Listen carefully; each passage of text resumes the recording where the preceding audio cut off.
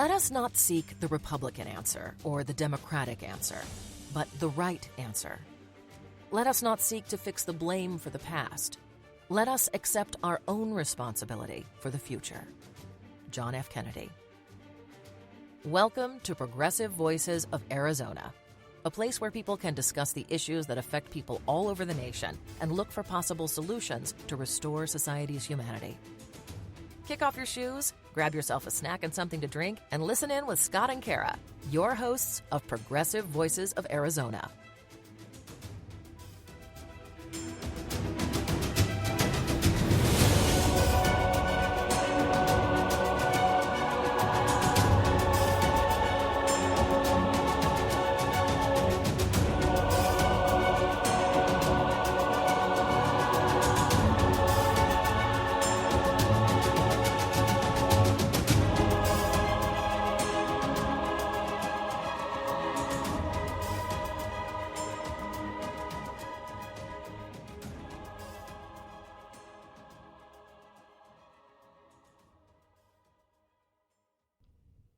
Hey, good evening, everyone. Welcome to another, somewhat exciting episode of Progressive Voices of Arizona.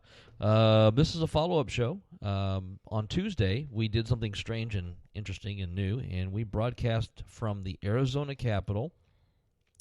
It was the Secular Coalition for Arizona's Secular Day at the Capitol. And so we packed up all of our gear, a couple of 12-volt giant car batteries. In a small fucking car. In a small, tiny car. And we drove up to the Capitol, and we put up a canopy and a table, and we put all our gear out, and we connected to a hotspot, and we broadcast live from the Capitol. It was kind of fun. And we didn't get arrested. We weren't drunk in public, although we thought about it. It was pretty cool. There was a lot of people there. It's nice to see that there's a lot of people that are starting to come out, especially in Arizona, to show that they believe in secular values and secular government as opposed to theocracy. So this is a follow-up to that show. So you can find us, hopefully you're listening to us through either the website, which is www.provoicesaz.com, or through our Spreaker. That's a fucked up word, isn't it? It really doesn't roll off the tongue easily. So you can listen to us through Spreaker. Our guest is mocking us. Yeah, and we have, you can find us on Facebook, Twitter, Tumblr, I think, all those different social media things. So tonight we decided that we needed somebody to talk about some of the religious groups and how things are going. So, ooh, I sense controversy. Yeah, so this is going to be a controversial show for all you evangelicals that are listening in, like you actually listen in. Tonight we have with us J.C. Weatherby. Who's laughing at us. J.C. is a writer and a filmmaker who, like many of you, is concerned about encroachments by religious groups on our civil liberties. In February, he wrote an article on Medium entitled, "It's Time to Start Calling Evangelicals What They Are, the American Taliban." Yes. The article went viral on Twitter and was recently picked up by churchandstate.org, based in the UK. Welcome, J.C., to the show. We appreciate you spending time with us. Thank you so much for joining us. Greetings, Scott and Kara. Great to meet you, too. So I stumbled upon your article, and, of course, the American Taliban. We talk about some of that stuff here in our secular groups. We're in secular groups. We're in Satanic Temple groups on Facebook. I mean, we're in all these different groups. And a lot of people talk about the fact that the evangelical portion of our country and our government really is,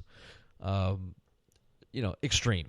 And we compare it to the ISIS and Taliban like that. But you actually took the time and actually did this whole article about it. So how did you come up with this, and what inspired you to do this? Well, this is kind of a hot issue for me for years and years and years. And I have made many attempts, and I know a lot of people have. I've been contacted by those folks who say, I've been saying this stuff for years and no one listens. First of all, just a little bit of background. I'm native Atlanta, so grew up in the Bible Belt, and was kind of inured as a preteen and an early teenager into the evangelical way of thinking by my wonderful and well-meaning grandmother, who's since gone. But Yeah, so I've been sort of neck deep in this mindset for a long time, and of course, not much has changed. We're sort of confronted with this mindset. It just doesn't go away. So I've been saying for years, that the religious impulse or drive to want to legislate morality. And I guess that's kind of a trite way to put it, but is real. That's a real impulse, and it's based in a lot of the biblical teachings. It's based in a lot of what very charismatic Protestant pastors kind of teach their flocks to think and how to act. When I try to explain this, for instance, when I try to explain this to my New Englander wife, who, I met in Atlanta, but she's not from there. When I try to explain this to people outside of the Deep South, they kind of scratch their heads and go, huh, really? That's preposterous. And of course, they're totally right.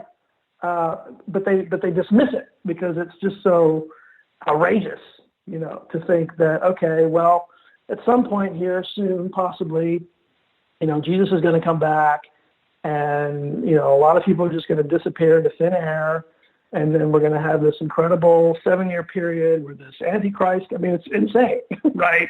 The whole end time scenario. And then we have to deal with on the day-to-day attempts to, make abortion illegal again or limit it in some fashion, and then to enable religious, to enable kind of a religious discrimination and to legalize that in the guise of religious freedom, which is, we probably just all would, cry about and get mad about. But this is stuff that's happened. It's real, and we've all sort of seen it. So that was really what prompted it, was just the fact that this has been going on for so long, throughout my lifetime, certainly, and I was born in the late 60s. Finally, I felt that like I just had, the impetus was, there was an article about the Council for National Policy, a conservative think tank, which, wanted to bring God back into schools. And of course, this is a very controversial subject. And the article had a picture of Betsy DeVos, who was just recently, okayed for Trump's education department. And I just went off. All the stuff that I've had sort of seething in the background, I had to just get it out. And so I wrote this screed. And people, as soon as I shared it through Facebook, people started picking it up and sharing it. And I knew that I had done something. I'd really struck a nerve. So does that kind of answer your question? I hope I did. Yeah, no, that does. And it is, it caught me right away when I saw it. And I was like, okay, I got to read this article. I got to read this. Because, I'm a humanist and Kara's an atheist.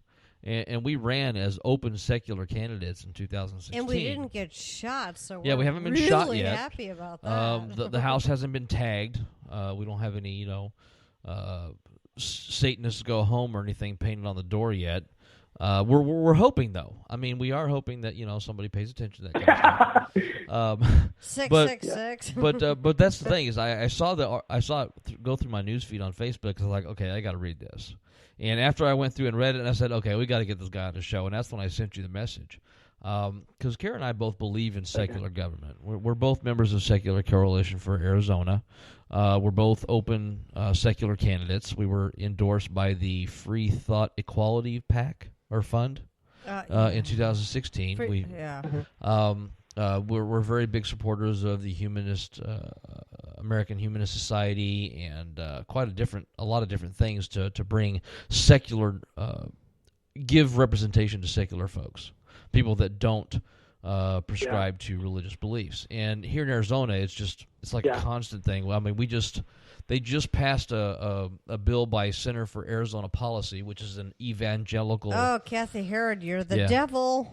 Evangelical PAC that they submit like 20,000 bills a year Psycho shit. and try to get them pass through. So they've managed to get this one that basically lets doctors not do DNR on somebody that has DNR on their living will for religious beliefs. Okay.